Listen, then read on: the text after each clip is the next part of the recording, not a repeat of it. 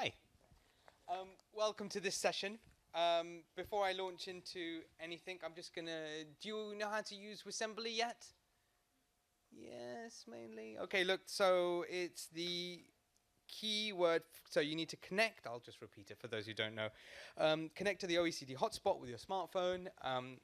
And then when you're connected, go to the website, the app.wissembly.com. You've got sheets of paper, by the way, explaining this in and around your chair. And then use the keyword OECD pink. That's not because this is about feminism and gender equality. It's because the room is pink. It just happened to be that. I was here for another session, and it was also pink for that. And there you can also, if you tweet, use the hashtag OECD pink, and that will also come up. I'll be able to receive your questions on here and comments, which is very handy for me. You can tell me if I'm doing a bad job. But I'll also call out for questions to the floor. So, firstly, my name is Shiv Malik. I am an investigative reporter for The Guardian. I am not Deborah Burlink, who was supposed to be the moderator for this panel. I'm also, as you can see, probably not a woman. So apologies for that too. This session is very interestingly titled. It's called Women in Public and Private Careers. And I've stuck a question mark on here because I was sort of asked one of the delegates next to me what she thought of this, because this is a very last minute thing for me. And I said, well, look, what other kind of careers are there for women? And she said, well, I think it refers to, also women traditionally were supposed to, in a derogatory sense, sort of have careers in the home. And I thought, oh, yeah, okay. Well, I thought, actually, maybe that's a good thing that I kind of, that didn't come to my mind as a viable prospect, and maybe it represents a bit more of a sort of a transition of those in my generation. But also, it's pretty bad, I think, when people are clearly ignorant enough not to recognize that ongoing legacy of prejudice. On that note, it's 2015, and the gender imbalance is perhaps inching forward, but it's nowhere near 50% in terms of women being represented at the top. In fact, it's pretty bad. It's women, generally speaking, I won't go through all the facts and figures. I'm sure some of you will know that already, know these figures, but they make up less than 1/3 on boards and in parliament.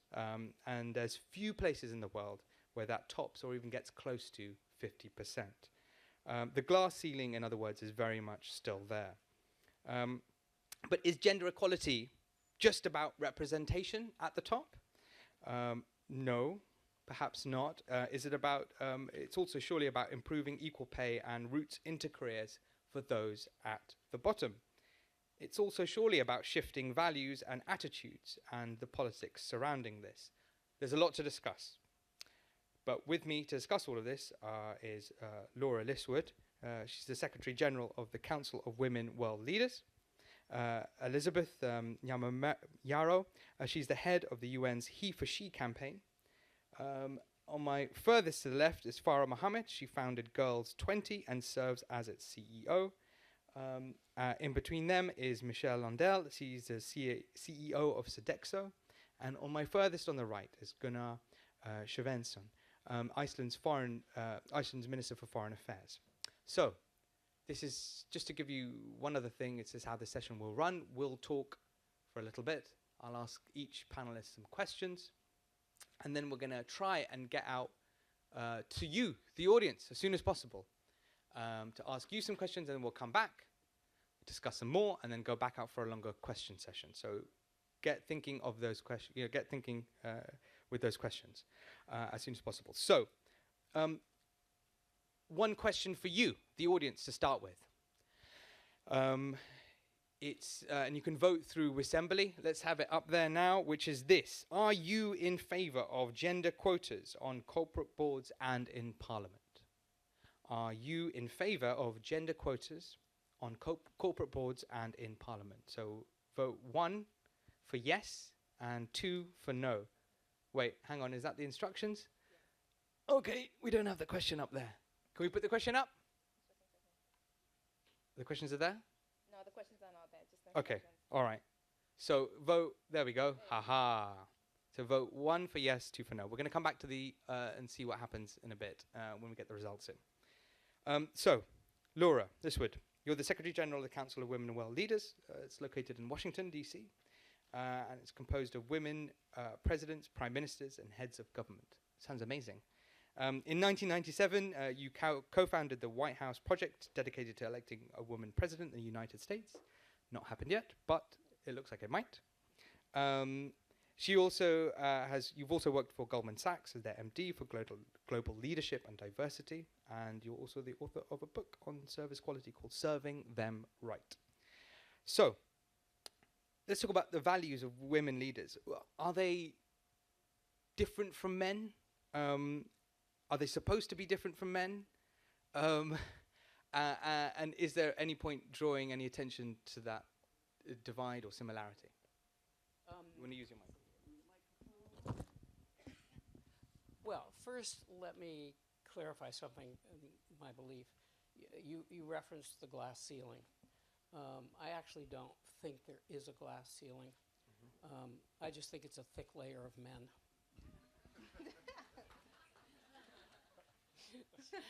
Okay.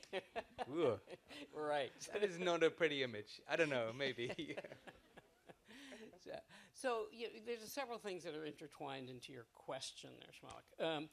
I think the question of values is one that sort of needs to be embedded in other kinds of questions and other kinds of research, et cetera. I mean, for example, you have the issue of the board quotas and the parliament quotas. There is an interesting notion, and this comes from the research from Pippa Norris at the Kennedy School, that no country has ever gotten to critical mass in its parliament without some affirmative mechanism in place. So that tells you something right there, that you need some sort of affirmative mechanism, whatever that is, to get to that level of critical mass, so that if, in fact, women did have different values, and I can potentially question that, but if, in fact, you did, then you need a critical mass to get the voices heard, and get the voices legitimized. So that's an issue. And there's some really recent research from Aaron Deere out of Yale around the Norwegian quotas, because as we know, the Norwegian quota system for boards is the most severe and the longest running one, which is if the public corporate board doesn't get to 40% women on its corporate board, or 40% of the opposite sex as it's written, it is delisted from the Norwegian Stock Exchange and dissolved. So it's the most onerous of these. So what was interesting was... How long do they have to do this? Well, at first they had 5 years where they were highly encouraged to add women to the boards. So then I think they went from 7% women to 8% women in the highly encouraged approach. And then a male conservative parliamentarian said, no, we're not going to do this now. We're going to go to this, dissolved situation. And so what was fascinating... Really the nuclear button for a company, right? Totally, I mean, yeah. And some, incidentally, did go private, with that, which was interesting. But what was also interesting was that before the quota, they couldn't find any qualified women. It was amazing how quickly they found the qualified women after the quota. So that's an interesting thing there, that there's not enough qualified women. The supply issue is just a canard. There are plenty of very, very qualified women. It's kind of the demand issue that's the issue. But the point around the values is that what Aaron's research has shown is that there's an equity argument, that it's a fairness, it's a legitimacy argument. There's a business case, and I think Michelle may talk about the business case argument around the profitability, et cetera. But then there's a governance processes that shifts when you get a critical mass of O's in a room full of X's. And what they have observed is that the women read the board materials. What can I tell you? So now the men are coming to the board having read the board materials, what that says is that the dominant group's performance changes in the face of the non-dominant group. That's what's interesting about that one, that the behaviors are changing. Second, that more of the board decisions are being made within the boardroom, not nightclub, golf course, country club. So transparency levels are going up in board decisions. Third, they've observed that women will ask more questions They will ask what are, quote, the stupid questions, which the men go, thank God she asked, kind of thing. They've observed that men will have a tendency to look at the short-term impact of board decisions. Women will have a tendency to look at the long-term impact of board decisions. How divergent is that tendency? Do you know? It's just short-term, long-term. That's all that they've identified with that. But again, my point there is if you're looking at values, the best boards look at short-term and long-term. So that's the value of the diversity of men and women. Men will have a tendency to look at the shareholder impact of board decisions. Women will have a tendency to look at the stakeholder impact of board decisions. Stakeholders are environments, employees, communities. Now again, without question, best boards look at shareholder and stakeholder. So if you're saying potentially there are some, values that a non-dominant group, and I'm going to say non-dominant group because gender and non-dominance are also walking hand in hand. That the non-dominant group brings by the very fact that they are non-dominant in society and have had to develop different skill sets and potentially different values, then what we're seeing is, at least in these experiments, and they're very controlled experiments, is that you are seeing this melding of differing values. Thank you for that. Hillary Clinton might become selected as Democrat. It looks likely that she'll be the Democratic candidate for the party, and she may well be president of the United States. Obviously, that's one of the goals that you wanted back in 1997. Will you be happy to see that happen? Well, I'm going to avoid that question because. Hang on. Are you a Republican? I don't know, because they don't have many women at all, if any, in the running. Do I think it's time that a woman was president of the United States? Yes, it's time. We have to figure out a way to hurry history. Would I like to see some more self-indulgent female millionaires running for office? Yes, I would, because there's a lot of self-indulgent male millionaires who run for office. So I would like to see that. We talked a little bit about the press. The press will stop over-scrutinizing women if there's at least 3 running for an office. So in other words, last time when Senator Clinton, she was completely over-scrutinized in her dress, in her voice, in her style, etc. Whether she could be a grandmother and a president, we're obviously leaving aside the fact that almost every other president has been a grandfather. Yeah, well, that was the most outrageous. That's a wonderfully classic media question. Sorry. I wasn't obviously asking that question. I was just highlighting the fact that it was asked. Elizabeth, you're the senior advisor to the Under-Secretary General and Executive Director of UN Women and head of the He4She campaign. Prior to that, you were part of Corporate Strategy Officer at Merck, so that's also the private sector. Born in Zimbabwe and also a political scientist by training, so varied background. Tell me about the project. Most people, if they know anything, might know that Emma Watson spoke about it for it. But beyond that, has it been a success? Hang on, I'm being told before you answer that, the Assembly polls up. Can we get the results? What's the results? Yes. Wow, this is a biased audience. Do not reflect public opinion, which is at least a bit more 50-50 on that. Okay, well, good, thank you for that. Maybe we'll come back and I think the general polls say it's about 50-50. I don't know. Am I wrong on that? Okay, I don't think it's 91%, 9% though.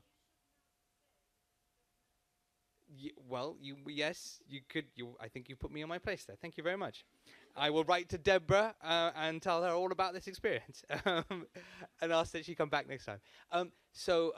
Yes, I interrupted you before answering your question. Go ahead. Yeah. So in fact, I want to tell you a very small story before I answer the question. We launched Heforshe Initiative 8 months ago, and within 2 weeks of launching the campaign, we got an email that was sent to the Executive Director of UN Women, and it was sent from a man out of a small village in Nigeria. We had to travel for literally almost 3 hours to find an internet cafe. And he had felt so compelled to write an email to her to share a personal experience. And in this email, he wrote, "Dear Madam, I have lived next door all of my life. to a man who continuously beats up his wife. And 2 weeks ago, I was in my house listening to my radio, and your voice came on, and you spoke about something called the He for She campaign and the need for men to play their role. And within a few hours, I heard the woman cry again. But for the first time in my life, I didn't just sit there. I felt compelled to do something. So I went over and I confronted the husband. And madam, it's been 2 weeks and the woman has not cried since. Thank you for giving me a voice. So I think there was an aha moment for us. And the reason I say this is because launching He for She was quite possibly one of the most controversial things you could imagine in the UN system. We are UN women. Our mandate is women and girls. We tend to speak to women. And there was this hesitation to say, why are we engaging men? They are the problem. We don't need men. In fact, men don't care. And we took a leap of faith under the leadership of Phumzile, the head of UN Women, who is a woman who has been part of the anti-apartheid movement and who has seen the importance of creating solidarity on these big issues. So we decided that if indeed we are serious about ending gender inequality, we need to address the power dynamics between men and women, number one. Number two, we need to not make this a woman issue, but a societal issue, because men are part of that society, and when women benefit, societies benefit. And then the other big part of this was we can't simply win with half the team sitting on the bench. We needed to find a way that men were part of the solution. Yes, men have been the problem in some cases, but we also know that men can be a critical part of the solution. As we're talking just even now in the quarters, men still hold the power cards. So it's almost a natural thing that we have to engage in. But anyway, so we went ahead, we launched the Heforshe Initiative really as a way to mobilize all of society to become part of the solution in addressing gender inequality. And it's coming from this standpoint of saying, since the Beijing, a lot of progress has been made, but it's very slow. 85 years in the current statistics until we reach gender equality, and we are just impatient for progress. And so we needed to make this a societal issue. We launched the initiative anyway. We decided we wanted to mobilize 1 billion men, and we gave ourselves a target when Emma Watson delivered this powerful speech on September the 20th to say, as of today, we want to mobilize the first 100,000 men out of that 1 billion target. To be honest with you, there was a lot of trepidation because, again, people kept telling us, men don't actually care. No one is going to sign up. But something surprising happened.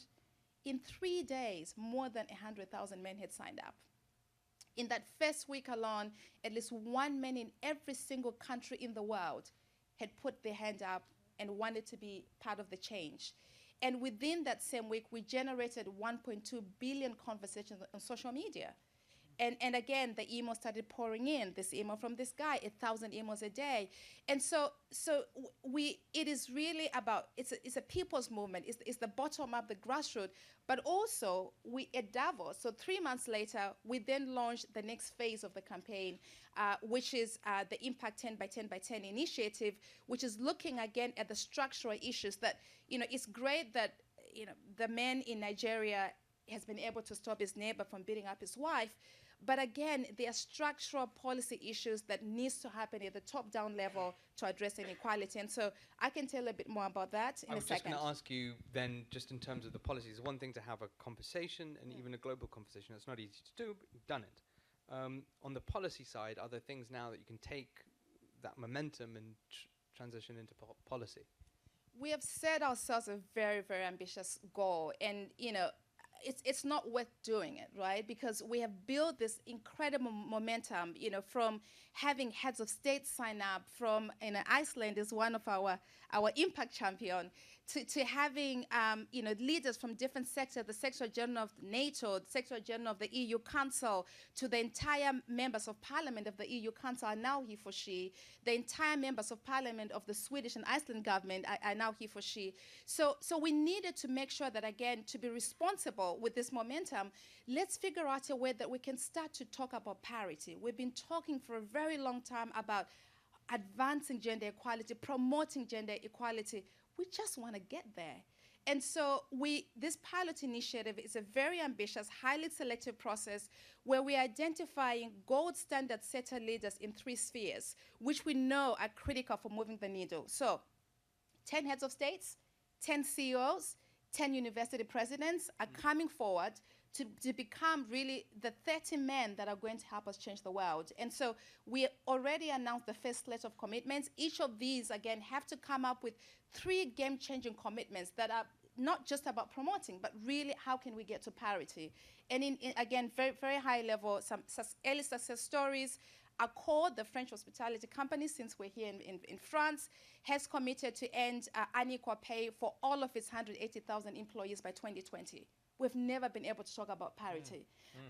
You are seeing, again, Iceland is another country, an impact champion that we're about to announce, and they also are targeting parity. So it's really exciting for us to see.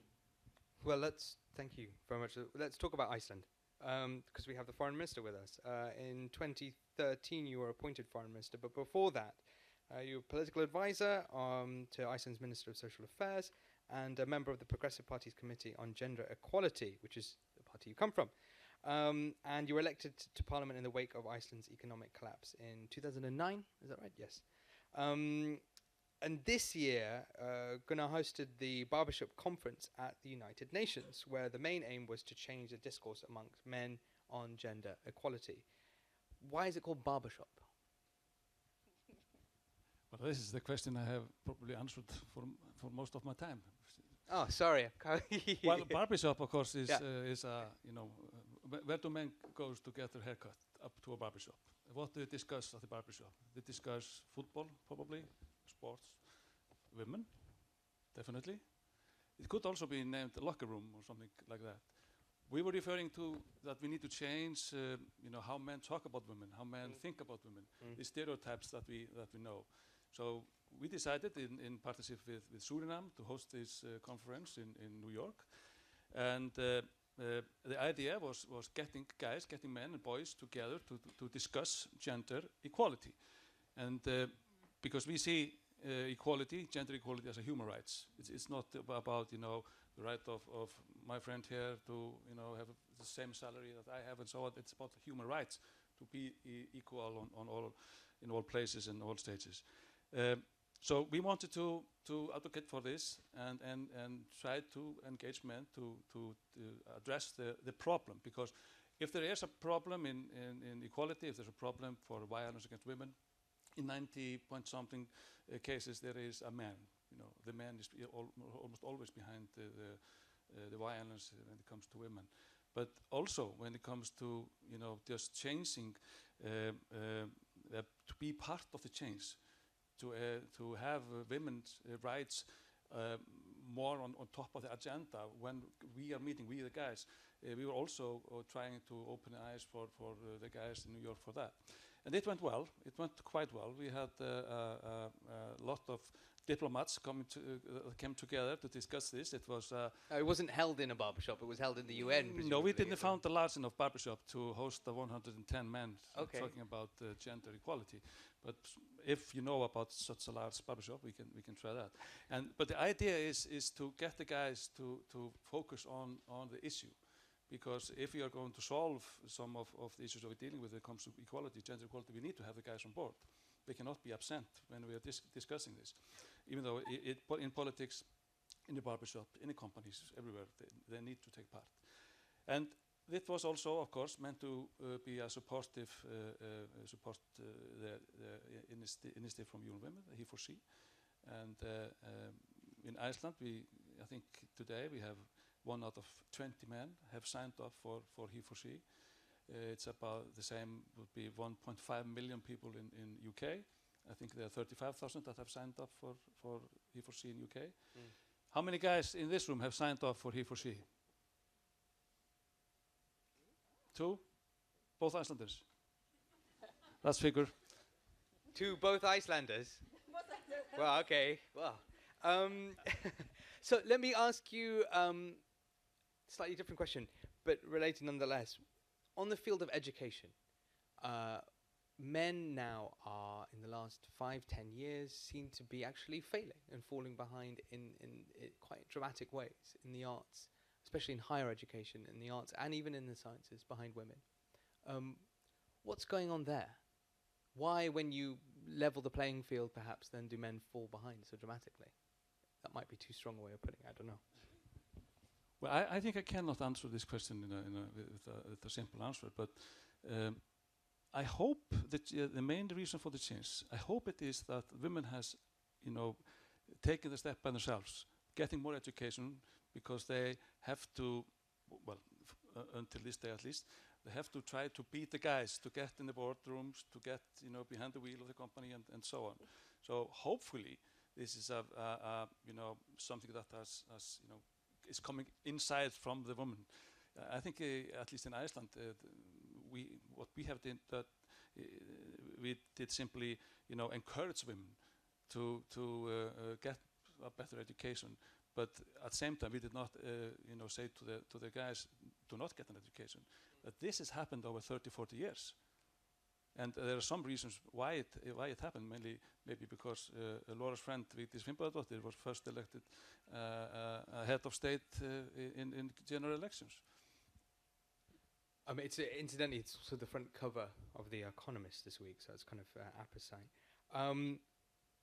Farah, you founded Girls 20 and you serve as its CEO. Girls 20 is the first global social enterprise to advocate for increasing female labour force participation. You've also been an advisor to President Clinton and Sir Richard Branson. That astounded me that there isn't another NGO, given that I think in my last panel someone said there's 1 million NGOs. That's not certainly unbelievable. Sorry, again, I'm making up statistics. But I'm a journalist, so that's what we do. Sorry. Don't tell my editor. Why is there only one? You're the first CEO advocating for increasing, the first NGO advocating for this, increased female participation. That's astounding. No, I think there's a bit of a nuance on that. So I think it's important to note that Girls 20 started in 2010. We targeted the G20. So we were the first global enterprise, social enterprise, to target the G20 and say you really need to pay attention to female labor force participation if you wanted to see economic growth.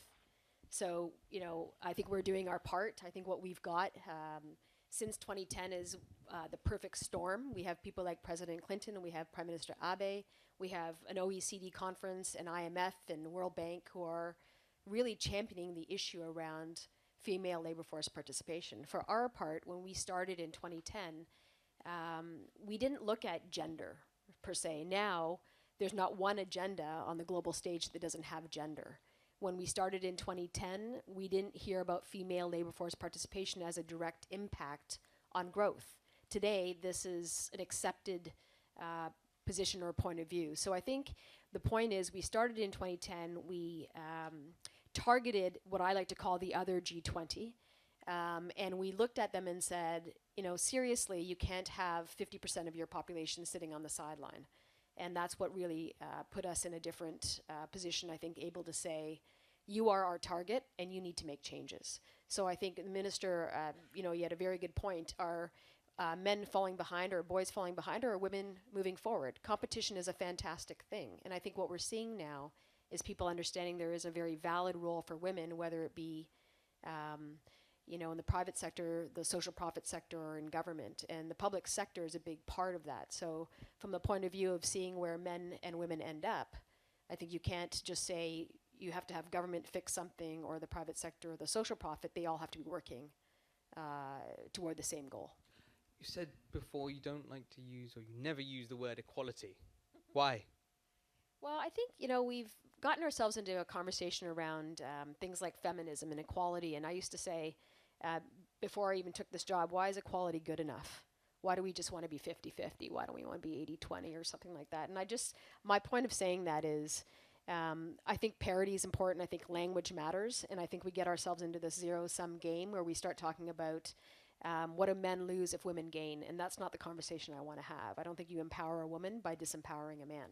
I think there are many things that happen when a woman is at the table where it's always been men. The dynamic changes. So for me, it's not about a 50-50 split. It's not about, he gains or she loses. I think this is a very dangerous place to be. I think that's where we've been for a long time. And I think that the conversation has changed and we need to propel it forward. So when you talk about Hillary Clinton being the president, 10 years ago, we probably wouldn't have had this conversation. In Canada, about 15 years ago, we had our first prime minister. She lasted for, I don't know, 4 months. And, I think that you've got to look at that and say, why? And now are we ready? And so there are two conversations happening. One, language matters, and you better use the right language if you really want to see progress. And two, when you're starting to measure what happens between men and women, you have to be a little more broad than we've been and think outside the box a bit. Thank you. Okay, we're going to come out to questions in a second before we come to our last panelist. So do get them ready. Okay, good to know that there's hands going up already. Okay, there's a few hands. Good. Michelle Lundell, you're the CEO of Sodexo. You joined the company in 1984 and became its CEO in 2005. Since then, you've led the company's transformation to become the global leader in quality of life services. You've also reinforced Sodexo's commitment to programs designed to contribute to the economic, social, and environmental development of its host countries. And what this means specifically, in 1996 in the US, you launched the Stop Hunger program that fights hunger and malnutrition and food waste, and now in 42 countries. That's amazing. What is Sodexo doing about gender equality?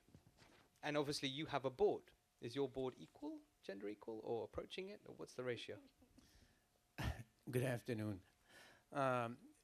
Yes, actually our board is, it's almost equal, with 44% women representation. And I just want to mention one thing, I am for quotas. I've always been, because, what gets measured gets done, and that's true universally. And frankly, and it's been mentioned before, when you look at even the US, which, pretend to be very in advance, when you look at what's going on with no quotas, there is no progress. Basically, since 95, the women representation in executive ranks and also in boards has only increased by 2%. If you go to Norway, the 40% quota has driven, behaviors extremely rapidly. And actually now in France, for example, several years ago, there was this quota implemented, and it's working fine because it's growing, and we are almost at 25%. It's not enough by far, but we are making progress. So I really believe that that needs to be done. So, at Sodexo, we are 420,000 people. We serve 75 million people every day. And frankly, we must be the representation of the people we serve, because this is the only way for us to really understand our customers. And, in fact, in terms of diversity, it's not only the right thing to do. For a company like Sodexo, it's really the business case. We need to be inclusive if we want to attract women, and there are more women than men in the world. They are 60% college graduate. They make 70% of purchasing decisions. So frankly, avoiding this extremely powerful, portion of the population it's out of, it shouldn't happen, of course. So it's a missed opportunity. So, in order to drive diversity in an organization like Sodexo, the first thing is you must be convinced that it is the right thing to do, and it's also good for business, because it's good for progress and it's good for performance. It has a very strict link between, gender diversity and performance. And actually, we have studied that within Sodexo, and we've seen that in teams which are, in the sweet spot of 40%, 60% women representation, we see better performance in terms of brand, in terms of client loyalty, in terms of profitability. So we need to be convinced, and we need to engage men, because at the end of the day, it is a men's world. Organizations have been shaped by men, and if we want to change that and do it quickly, we have to engage men and make them responsible for these changes, because without men, it will not go fast enough. So for that, you need targets, you need to invest, You need to really invest and put resources. You need to set targets. You need to measure. And you need to hold people accountable. And also, of course, develop programs. And one of them, of course, I mean, many of them, but we have to change the way we are organized as organization. We have to introduce flexibility of work because it's not only profitable for women, but it's profitable for, men as well. And frankly, the millennium generation, what they need is, they need an organization which is very inclusive. So. Thank you for that. Okay, so far it seems that our panel has broad agreement on certainly the broad topic areas. Now that may seem on one hand sort of lovely, on the other hand maybe seem boring. But there are disagreements between them. I know because we were sitting there and disagreeing beforehand. So I will draw that out shortly. But first let's have some questions from the floor. The lady over here. Thank you, moderator. I'm Nur Hayati Arya Segaf from Indonesia. I'm a member of parliament. This is my third time as an MP. And you know that just sharing this experience, I agree with Michelle and also with Farah, because I think that women are still left marginalized, that we should really put, I do agree with both of you, but I really need the men, the men's side, I mean that the mindset who has really have to be changed. I mean that I've been leading my political party, which 148 members of my parliament from my political party for 3 years. But until the end, then the men still call me sir. It's not because I mean that this is, and then. Why do they do that? It's not their conscious, because they think that leader must be a man. Right. So unconsciously, that's why I said that men's side, its mindset of a man should be changed. Also, we need that because I think that men surrounding by women, your wife, your friends, your children, your daughter and your mother especially. So, and talking about he for she. This is my own experience. I was running for the president of IPU, Interparliamentary Union, which I was the president of Women Parliamentarian for 2 terms, meaning for 4 years. Then 2 men and 2 women are running for the president.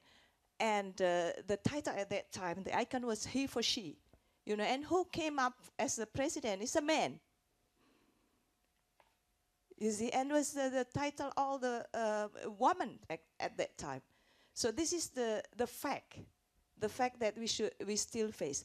So in this matter, I do really appreciate the cooperation within the OECD and the UNDP to empower women, capacity building. We still need that.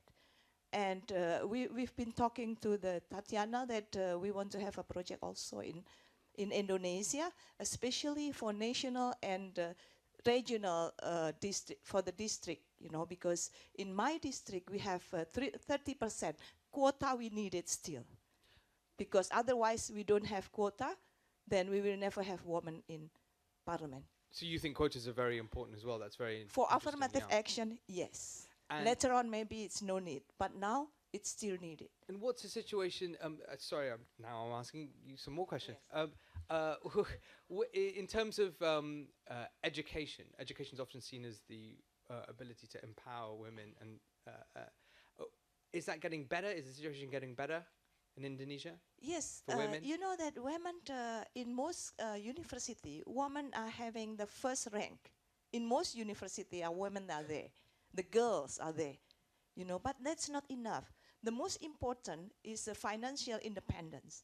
You know that we lost my political party. I'm the vice president in my political party. The only, I think that the first woman leading the biggest political party in the house, that was me. And then the second, also the first woman who had become the vice president in political party, which is not because of my descendant. Usually, because you were the son of the, yes. Yeah, so not that. So what I'm saying is financial independence is needed because we lost a lot of women in parliament just because money politics. Right. And there is no, it's for women, it's very difficult to get financial support because women usually do not want to promise anything. Thank you. Thank you very Okay. much. I'm not sure if we have any more questions. We're going to come back to the panel. Unless we do, does anyone want to put their hand up? No? Okay. So look, how far is this about government intervention? Let's just open that question to anyone. Actually, Gunnar, you're a member of you're a politician, member of a government. Yes, thank you. Is it all about government intervention? No, it's not all about, but it does matter really, really much. And I like to, take you a little bit back in time. In 1975, we had this general strike in Iceland. 90% of women went on strike in 1975, just to ask for the same pay and the same rules for women in the labor market. And in 1980, we voted Vigdís Finnbogadóttir as our president. And in 1983, we had the first only women political party running for the parliament. So since then, many things have changed in the government and what the government does in Iceland and how we think and how we do things. And I think it's 15 years ago we decided to have this same leave for men and women, maternity leave or parent leave. And that was one of the biggest changes that we have done, because it did not force the men to stay home, but it gave them the opportunity to take part in the household, to be part of the family, if I can say so. And the woman got the opportunity to go earlier out for the market to work. And that was a very big change in Iceland. And that is a symbol of what a government can do to change things. And we also have been having some funds mainly focused on women for their companies, to establishing companies and so on. So yes, the government can do a lot of things, but also it is very important that the private sector, they take also the responsibility like this, that Michelle has been talking about. It's not least important there. You're looking at me, so I'll jump in here. I think that's very true. First of all, government should be doing its part, but government can lead by example, and then it can incentivize the private sector. And I think that has been something, perhaps you're further along than most companies. The fact that you've got 48% is quite remarkable. But there are things that you can do that don't penalize private sector. It's not seen to be penalizing private sector, but incentivizing them. And there's a very big difference between that. We have parental leave in Canada.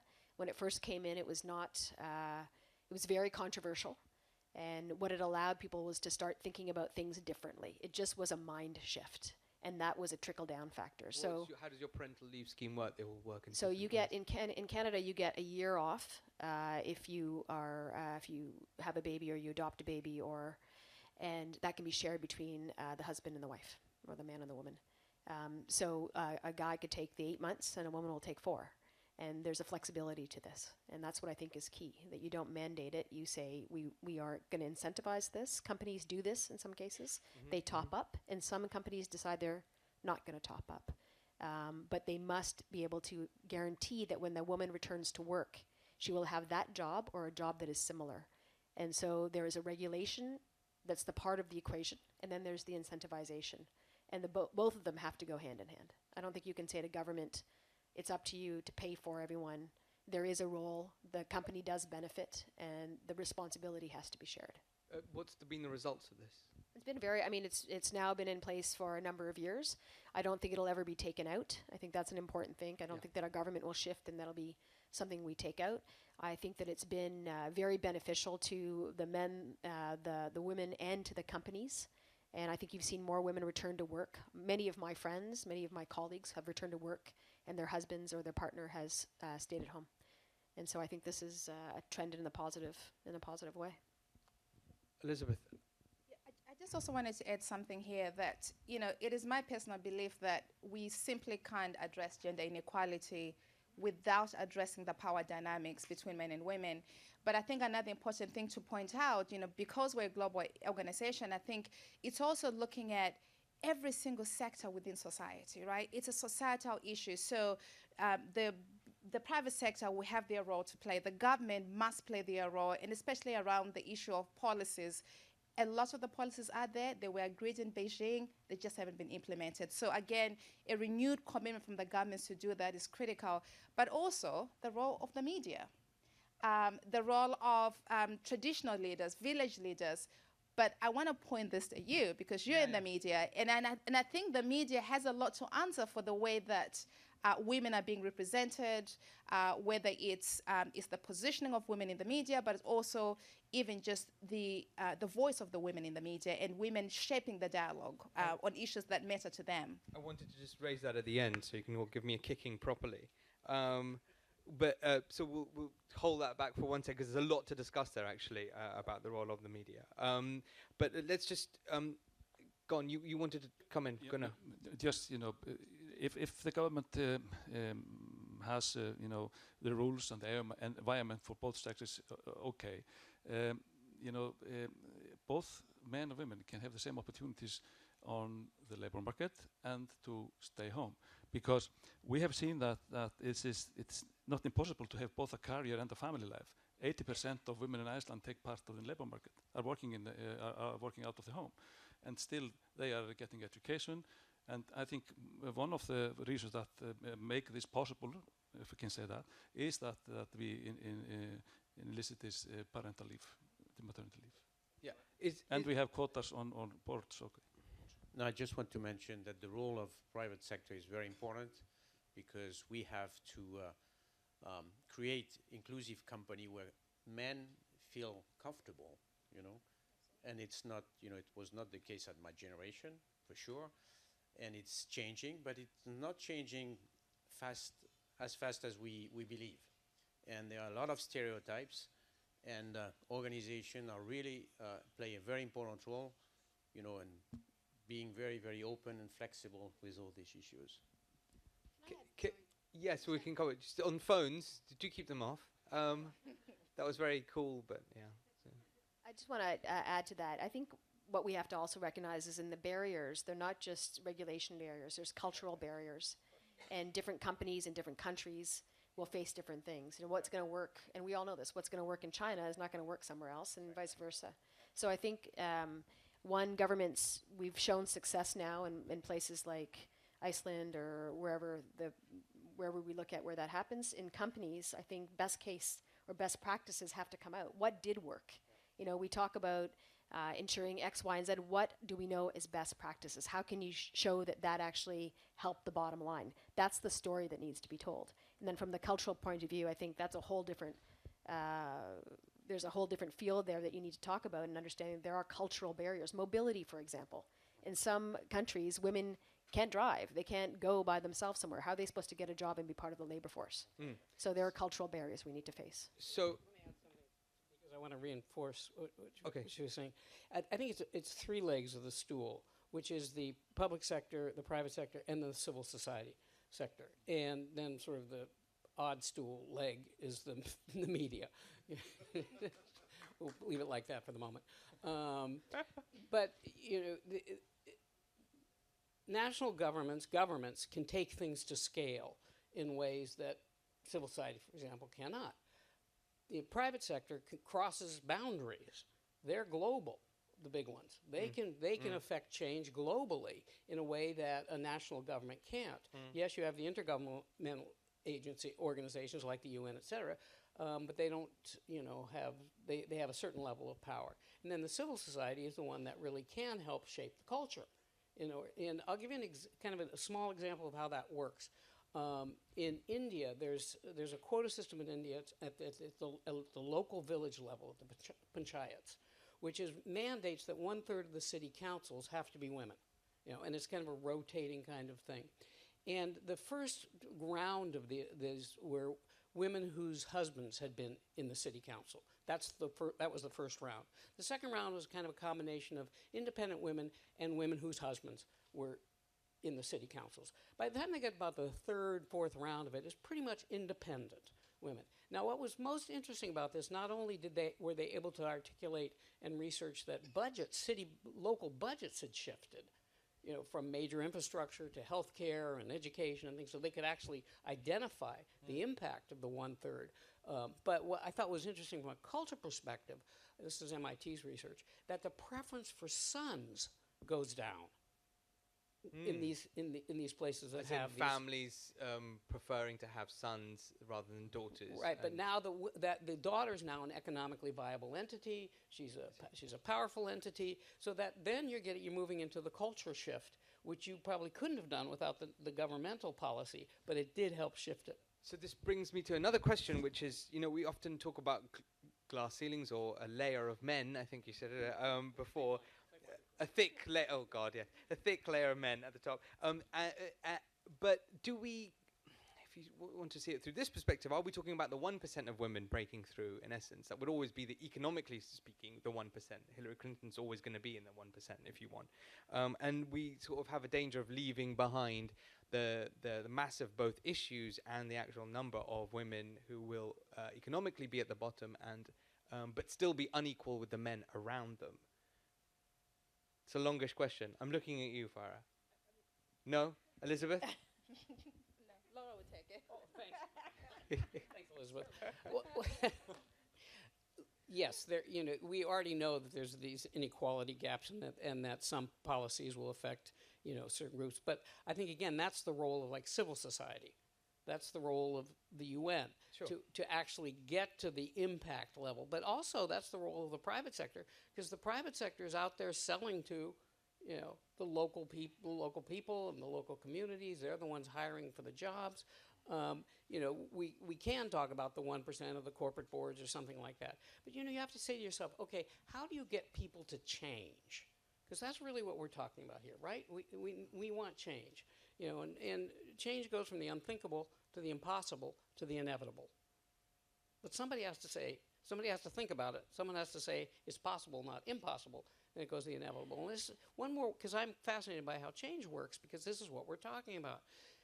Thucydides said people change for 3 reasons, and 3 reasons only: fear, self-interest, or the Greek term honor, which is more like vision.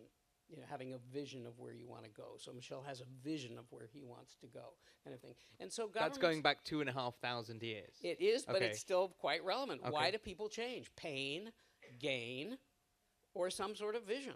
Is it too painful for me not to change? What will I gain if I do change? Or do I have some sort of articulating vision that I can help others come along with me? And, governments help create the pain and gain, and private sectors help create the vision. And civil society also helps create this pain, gain, and vision, too. So if we think about it in those terms, I think we can see the role of each of these sectors. We talked previously about, or you talked, Laura, very eloquently about values and whether women leaders bring different sets of values. And you quoted research showing that actually, yes, they do. Their actions bring about different consequences. Do women leaders necessarily bring about? Is it right to speak in that way? Does it make sense to speak in that way? Bring different values to the table, or are they basically, in many senses, the same but just of a different gender? No, first of all, I'm going to say there's one other factor that makes people act, and that's success, and that's why. If you did a tour around the world talking about how this has been positive to your company, that would be helpful. Success breeds success. But to your point, are women and men different? Of course they are. They think differently. They may act differently. The point is you put them in the room together and you get the best result. And so for me, I think you do have to recognize that there are different management styles, as you were saying. There are different ways of thinking, perhaps strategizing, how people work together. But having said that, I could be sitting in a room with a male peer, and we could have very similar approaches. So I don't think you can say women only act this way and men only act this way. I think that there is inherent gains to each one, and you should maximize, and that's the point of having a diverse group. That's how you maximize your competitiveness, that you are able to draw on the different factors. So I don't think it's a shame to talk about it that way. It's a reality that we talk about it this way. I do think that when companies go out and they do searches, they look for what the different capacities are of men and women. I don't think you can say that women are wired only this way and men are wired only that way. I think that that's not helpful. Elizabeth, you're saying sort of previously, Michelle, I'm going to ask you next, but you said you're talking about whether you have gender blind recruitment, whether that works or not, or Yeah, so I mean, again, as young women, we're continuously trying to find ways that we can address this issue of inequality and make sure that we're driving towards parity. We had a private sector partner that came to us and said, you know, I have a goal. I need to have parity at the management level. And so in order to do that, I'm going to do blind recruitment. They went away and did blind recruitment. In other words, they removed the gender and the name of the candidate on the resume so that they were just simply judging it. Unfortunately, what happened at the end of that exercise was that actually they ended up with men. And so it's a tricky thing because naturally it's where we want to be, but at the same time, without also and again, I think it speaks to the issue of quotas, without the conscious mind of actively working towards something, it can also be a harder thing to achieve. So I don't have the perfect solution. I know that we have had, you know, at least a few of our partners try the blind recruitment and it hasn't worked very well. And then, of course, then you can't then say to them, well, you haven't really done much. And so, well, we did the blind thing, and, you know, turns out the strongest resumes turns out to be male. But I think other ways that we are seeing other partners address this is to make sure that on the panel, you know, that there is parity. You know, so at each recruitment process, the people interviewing, there's the male and the female perspective being represented, and I think that has worked considerably quite well. Michelle, sorry, yeah. No, you know, I think that to change things in organization, you need the vision, you need leadership, and you need determination. Because specifically in that subject about, you know, gender diversity, it's a journey. It takes a lot of time, and it takes absolutely a determined attitude, because you have so many reasons not to focus and change the direction that, you know, if you want to keep investing, you really have to do that. And frankly, at the end, it relies on that determination. And I've seen that in my organization. It has been extremely difficult to make that shift. But once you engage people and they understand the business case, you're starting to have, you know, a number of people, and you're really getting the, you know, at the point where it really goes the other way. And then you really have a lot of people who are excited about it, who believe in it, who understand the value of it, and then, you know, you have a virtuous, you know, but I believe it requires a very, very, very strong, you know, behavioral attitude. We've got some questions out into the audience. I'm going to come to them in a second. We've got the gentleman in the back and two ladies at the middle rows. Michelle, I just want to ask you a follow-up question. How would your company feel about being potentially delisted if you weren't 50-50? I think it was 40-60, which you already are at. But imagine you weren't. What would your shareholders do? I mean, would you just try and achieve it, or would you go private, or what? We didn't think about that, you know. Frankly, you're in a corporate environment. How would other companies feel as well? It's not. Well, I think, you know, it will be a very, very, very strong, you know, incentive not to comply, I would say, you know, to be delisted. So it would be if something like that came in. Okay, why? Just sorry then. Why? Well, because, you know, to be listed, it's also a very business. It's a business imperative for many companies. Okay, sorry. That's what I'm saying. So sorry, it would be a good sort of lever to use against. Yeah. Okay, sorry. Yeah. You wanted to jump in very quickly? Yeah, no, just very quickly. I think actually, because you mentioned this, going back to the issue of what makes people change, right? And I think language plays a very, very important role. There was a study, I'm sure most of you know about this study that was done. You know, you go into your hotel, you check in, you go into your bathroom, the towel's up there. It says, you know, please help us save the environment. Nobody cares.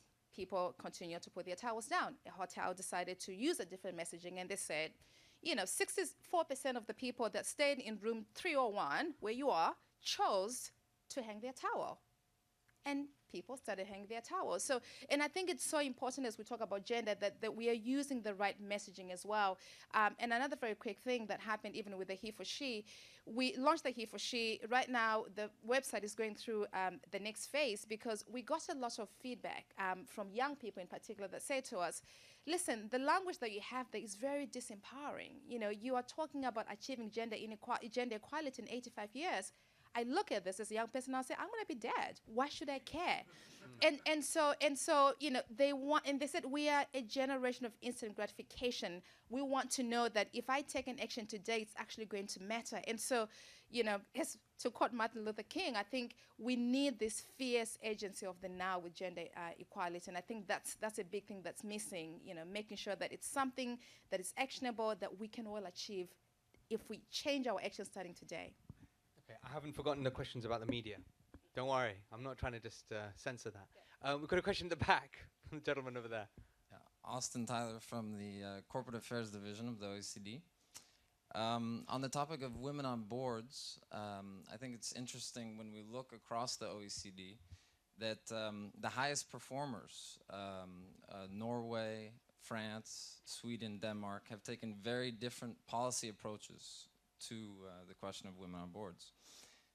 With Norway and France having hard quotas of 40%, and Sweden and Denmark having soft targets, and all of them performing very well in this category. So I wanted to ask, what are the opinions of the panel regarding these diverse policy approaches, and are there ways of encouraging gender balance without imposing hard quotas? Okay, let's get the other two questions. There's a lady in the middle of the row here, and then there's two sitting next to each other. Okay. I'm Alejandra from the Mexican delegation of the OECD, and my question is a follow-up for Elizabeth. Taking the example of the blind recruitment as only as an example, do you think that it's a matter of differences in accomplishments, or it could be a cultural issue of the skills of how to sell ourselves as women, or how to believe in ourselves in a matter of self-esteem rather of material or professional accomplishments? Oh yeah, okay. Farah, also, do you want to talk about the Women in Media Empowerment Project as well at that point? Elizabeth is going to answer that first, and then Farah, you want to come in? Another question. Do you want to take it? No, I'll just take those two, and then we'll take some more. Yeah, so actually that's a very, very good question. And I think you're hitting on something here. I'll give you another quick example. Hillary Clinton often talks about the time when she was, the Secretary of State. And she said that every time she was really determined to have more women, right? More women working for her. And she said, every time when I spoke to a woman, and I said, you know, I have this opportunity, they will start saying, well, I don't know if I'm ready, I don't know if I'm qualified enough. And when she spoke to a guy, the guy said, when can I start? So I think there may be something there in terms of, again, you know, building the confidence of women, making sure that we are putting ourselves out there. And we tend to want to make sure, and myself included, right? You don't want to jump into something until I'm confident 100%, maybe 110% sure that I can do it. Men don't usually do that, right? And so, you know, there could be something in there. Yeah, I'll just add and say, you know, with respect to the blind approach, I think there are things like unintended consequences, and that's what that was a result in. But if you took the two people's resumes and you looked at how the woman's was and how the man's was, you might see a difference in how they present themselves. And so unless you had the same person write for the same two people, and it's just not, that's not reality. But I work with young women around the world, and quite often you'll have one of them come from a country that's just robust, and they've lit the world on fire with all the gender parity stuff they're working at, and they will be bold, and they will be, I can do anything. And there are other young women who you'd expect, because they come from a country that's not as bold and not as forward, that they won't be that way. They will be that way. And I think that's a matter of how you change things on the ground, grassroots campaigns, changing the narrative, whatever the case is. But I do think that there is a disparity in terms of how people present themselves. And yeah, there's a thing that says a man will apply for a job if he gets 10% of what they're looking for, and a woman won't do it unless she's got 100. Well, we have to change that. And you can't just say that's a government issue. That's actually a personal issue. I think women have to step up too. You have actually been working with women in the media in that sense, and getting people to coaching. Yeah, we coach our girls to speak to the media. We think that's very important. We coach them in how to present themselves. But you've opened the door, so I'll tell you that the media often will say, and I don't think it matters what country, we can't find a woman to speak to us. Well, there's a women's media center that's set up. So if you want to talk about agriculture, call them up. They'll give you an expert. If you want to talk about technology, do the same thing. There are resources. So the media has to have a responsibility and say, I'm going to do the work that's needed to find the right person to speak on this issue. I'm not just going to call someone, they say no, and I go to the next person who happens to be a guy. It does require action on all of our parts. But women have to also speak up and stand up and take a little bit of risk as well. We've got 3 other questions, at least. Got a lady over there on the aisle and 2 who've had their hand up for a fairly long time. In the middle, pass it to the you have to put your hands up. You haven't answered this question. Yeah. So the guy at the back, on hard or soft quotas, we have talked a bit about quotas. I want to move on, but I want to ask the audience. Maybe I'll throw it out to the audience. Because we all were, it would seem, largely in favor by 90% of quotas. Who'd be favor of hard quotas versus soft quotas? Do you roughly know the difference in that a hard quota is something mandated, a soft quota is sort of a recommendation? Let's go with that. Who would be in favor of hard quotas? Okay, that's what would you say is that? 60, 70% maybe? Who would be favor of soft quotas? Okay, so the rest. So yeah, that's about right, about 30%. And no quotas, we already had 10%. We don't want to single them out, do we? They already know they're in a tiny minority. It would be interesting, I think, just from our standpoint, Yeah. the people voting for the soft quotas, what is the rationale? So who voted, who would be, put their hands up, who voted for soft quotas and would be willing to talk and explain no quotas, and wants to say why? Anyone want to say why? So for the country you come from, they would never be accepted? Wait, 1 second, we'll give you the mic. Law comes from the United States, they would never be made a law. Remember, the United States, at the height of the women's movement, would not pass the Equal Rights Amendment. So I think you have to think about what's possible politically when you get involved in this. And going to what would be considered an extreme is not beneficial. It hurts things instead of making it more possible. But personally yourself, it was just you in a room, you would go for hard quotas, would you? No, I'm an American. I know our political system. I'd go for the art of the possible. Okay, all right. Anyone else want to weigh in on that from the audience? Yes, there's the lady in the middle. You were going to ask a question as well, so go on. You've got the microphone already. Excellent. First the quotas. I'm against the quotas, but I think we don't have a choice. Why are you against the quotas on presumably principle? In terms of principle, yes. Right. Okay, why?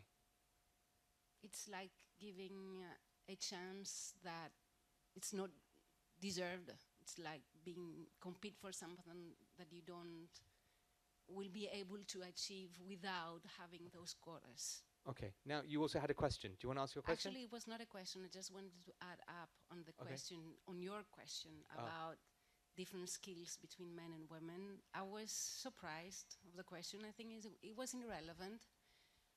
It brings us back a couple of years ago that we have to prove that they have the same skills so they can pretend to have the same, compete for the same jobs.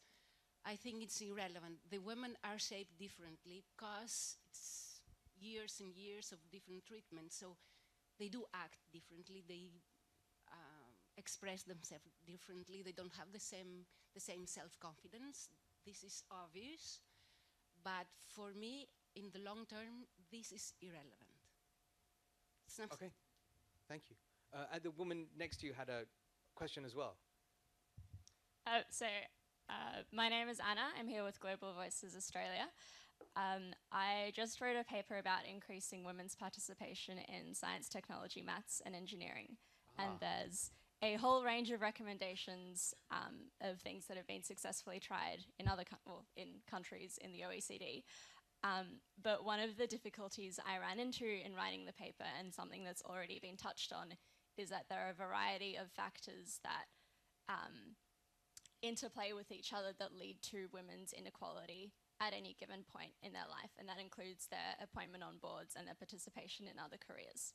So just break that down then. Okay. So what did the research find? The research found that there were successful things there were things that could be done to make women's participation in maths and science better. What were those, just briefly? Okay, sure. So it was things like more access to mentorship and role models to make those positions and careers seem more relevant and more attainable. It was also things like reforming the education curriculum and addressing teacher bias to reshape the attention that sometimes was given to male science students over female science students. It was also things like the government setting an agenda, industry setting quotas, or restructuring the way that funding was given to particular projects. So they can do well at university, but then when they enter the workplace, things start to fall away. So women do very well, let's say, at university, but then it doesn't work so well. Why? Well, for a variety of reasons. Okay. Women actually usually outperform men in science degrees. Yeah. But the reasons why women are less likely to pursue careers in STEM is because they do lack the confidence. They might not see science as something that is accessible to women, given that most of the prominent scientists are men. It can also be the difficulty of, I guess, like the perceived difficulty of juggling a work-life balance, and that being the women's domain.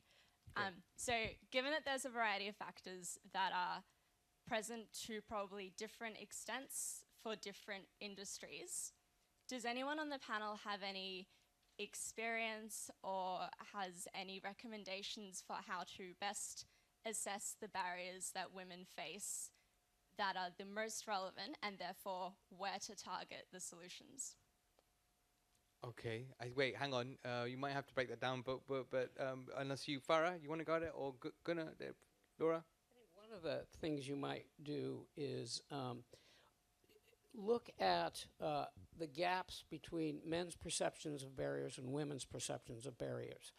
For example, in Australia, 72% of senior executive men in Australia thought that women's there was a lot of progress for women in corporations. 72% of senior executive men agreed with that statement. 71% of senior executive women disagreed with that statement. So one of the ways you look at it is to see where the biggest barriers are in what men see as the issues and what women see. So Catalyst has done this, and they found that men say the biggest barrier for women is flexible work and access to, family-friendly policies. Women say it's the lack of role models, it's the lack of line experience, it's cultural bias.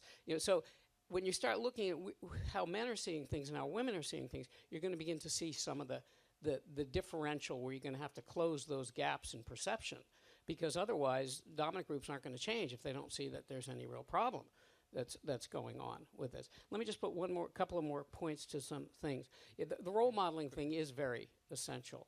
When I interviewed President Vigdis of Iceland, because I'd interviewed all the living women presidents and prime ministers, she said to me that she'd been in office 16 years, and after she was in office about 8 years, she was going around Iceland talking to the children, and one of the things she noticed was that for the children under 8, they all thought only a woman could be president of Iceland.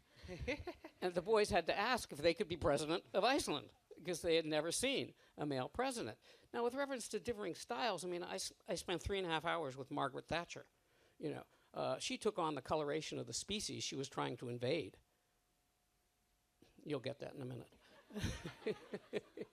Yeah, so she was the only O in a room full of X's. Well, if you're the only O in a room full of X's, the chances are you're going to try to turn yourself into an X, right? If you get a critical mass of O's, you can keep your O-ness, if you're following what I'm saying here. And so, you can't just say, are all women different or all men different? I think it's very, very much circumstance-driven. We have one other question, at least, from the audience. Now, before we get to that, sorry. Let's talk about the media. So go on. Why is the media getting this so horribly wrong? And we are.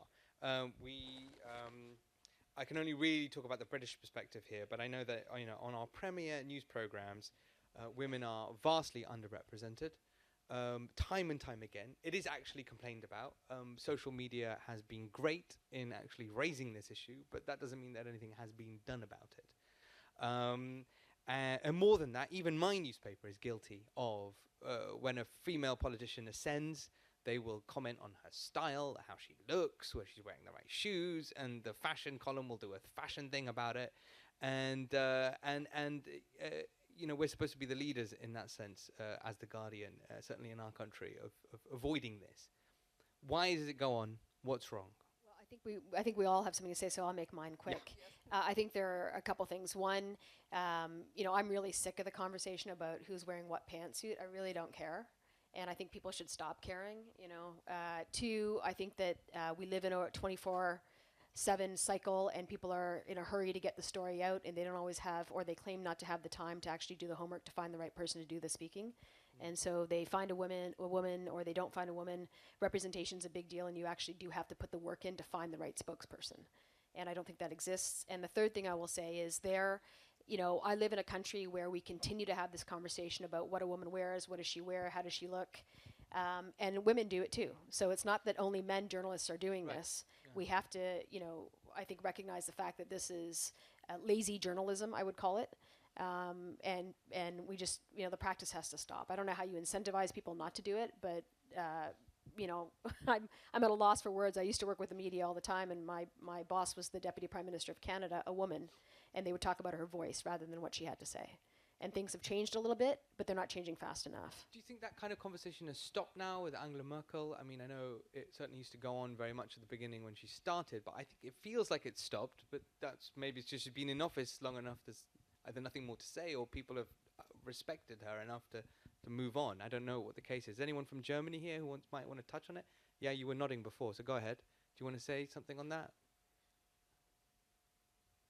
Hi, my name is Irina Fries. I'm from Germany, indeed. It has stopped over the time. So in the beginning, she was commented on her haircut, on what she was wearing, the color of her lipsticks. But now with time, I think in her work with the European Union, with the whole involvement, it has stopped there, absolutely.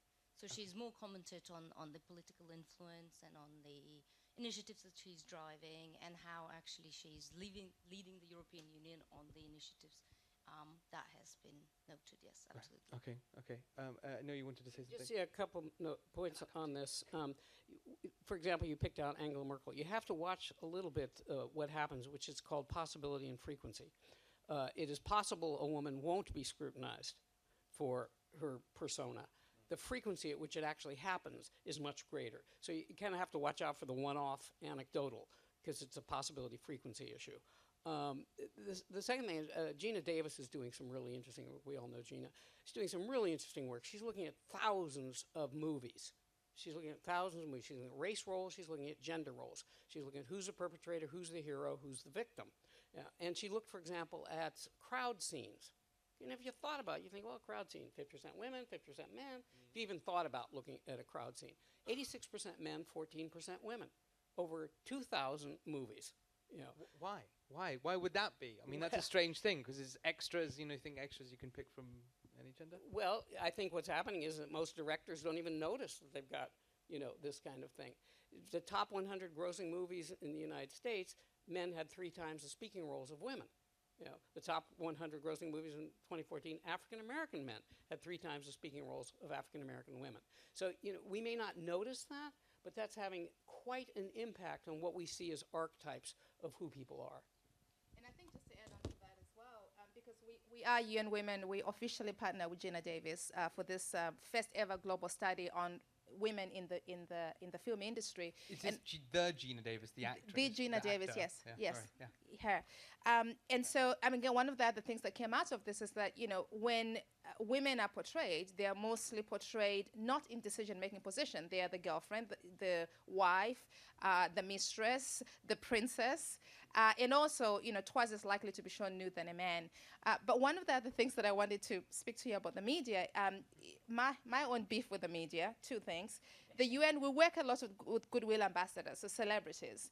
And I can't tell you the amount of times that I've had a journalist on the phone and say, we really care about gender equality. We want to talk to somebody about this issue.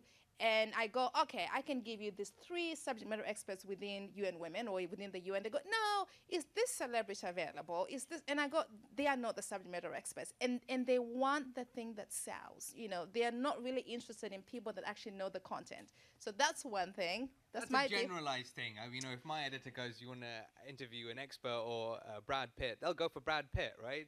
You know, but that's just to do with celebrity, not with gender necessarily. Okay, but still, it is an issue though.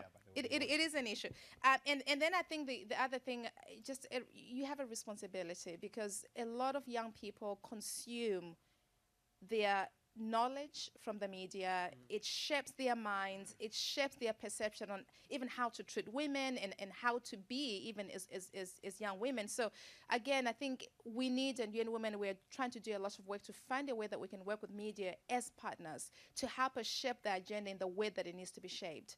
So that's all I wanted to say. Now you're off the hook. So look, we've got about 5 minutes left, which probably means at least one question. Let's try and be quick. I know, Gunnar, you also wanted to say something on this. Let's get the other question first, because she's been waiting. My name is Tatiana Teplo. I'm coming from the Governance Directorate of the OECD. And I'd like, first of all, to congratulate the panel for gender diversity and for the wonderful discussion that reflects different points of view. But what I'd like to mention that political participation is extremely important for the OECD. Right now, we have been asked to support the Deauville Partnership countries, Egypt, Morocco, and Jordan, in boosting females' access to politics. We are also working right now on developing a recommendation of the Council on Gender Equality in Public Life. And one of the provisions in this recommendation is the support for women's access to politics. And this recommendation does include some elements related to affirmative action. However, as was mentioned by my colleague from the Public Affairs Directorate, some countries are opting for the much more firmer regulatory measures, and others are opting for softer types of targets or quotas. So my question to you is, for countries that advocate or would like to adopt softer measures, what are the incentives? Because that's always the question, because the challenge with the soft instruments that they often depend on personalities, on individual will. So what are the incentives, in your view, that could be provided to those parties or countries? Thank you. Gunnar? I can mention the example of Australia. They don't have quotas, right? But they have the obligation for organization, for companies, private companies, to publish their statistics, right? And I think that's, impose a peer pressure. So I think with peer pressure, you have a way to move things, So that's one point of view. Yes, thank you about this question. I think you need, good governance, you need rules and law, and you need also, of course, role models. But on the media, you guys, you have to sell your newspapers, you have to sell, your TV shows, and if you look at the media today and you try to find out what is the most popular news in the media, that is who is dating who, the new blanket from the princess, and so on news. I mean, if you have a news in your paper on what did Angela Merkel, for example, say in the speech, maybe 200 people read that. But if you talk about her shoes and her skirt or trousers, 10,000 will read that. But you have to stop talking about this outfit of women. You have to talk about what they say. I will retort back to that, which is that actually, look, so I'm not standing for the entirety of the media. Yes, I am, says Gunnar. This panel. So, but I do know, look, The Guardian itself has been, I will put that forward as a good exemplar on these issues. We're not perfect by any means. But we're also highly successful. People will read to the hundreds of thousands an article which is free from all of this almost every single day. Almost every single day. Sport, however, is dominated by men. It's in our coverage of it and what goes on in the field and the money. We're obviously not here to necessarily talk about sport, but that's a whole new topic area. Look, we've got a few minutes left, literally a few. I'm going to give 30 seconds. No, I'm not going to take any more questions from the floor, unfortunately. I think we're going to give everyone 30 seconds. Look, if you could race now to the Secretary General of the UN or here at the OECD, what would you put forward? Let's leave aside quotas, but if you're struggling for something, quotas, because I'm putting you on the spot. Farah, what would you want? The single measure, one single measure. I think I'd look very carefully at training for women. I think education is front and center. I'd like to elevate the conversation around training for girls and women to take advantage of opportunities that we are creating in a new economy. Okay. Michelle?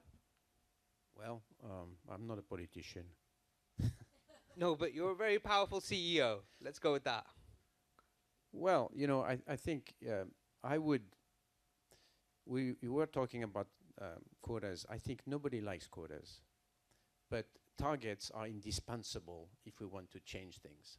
And it's my profound belief. And I'm coming from the private sector. I am from the private enterprise. I am for initiatives. But I believe that in that case, if we want to change this very important societal issue, we have to have targets imposed for a while. That's my view. Okay. Elizabeth?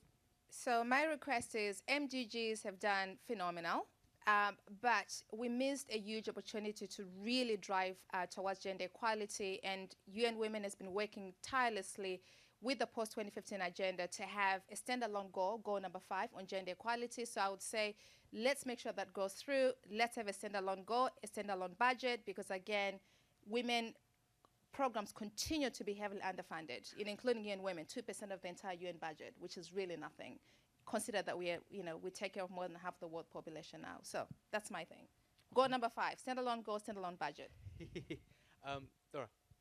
I think I would like to ask the men to take up this, in a different way. I'm kind of tired of being the ones talking about this. I would That's her job. That's what she's doing. I would like the historically overrepresented group to actually understand and like what they're doing in Australia with the Male Champions of Change. The Male Champions of Change won't sit on panels unless it's 50-50, men and women. Now that is the kind of thing that would change people's attitudes. Because it's the men saying, wait a minute, where are the women? Rather than women saying, where are the women? So I'd like the men to notice and to be the ones who state that. Great point. Yeah. Okay. Gunnar? Well, I would say to him, Mr. General Secretary, gender issues are very important, and there's a cross-cutting issue when it comes to development goals. Then I would say to him, look, guy, you should hire more women for high-level position at the UN. Change the UN, begin there. Great. Look, I hope you found this absolutely fascinating, as I did. Thank our panel.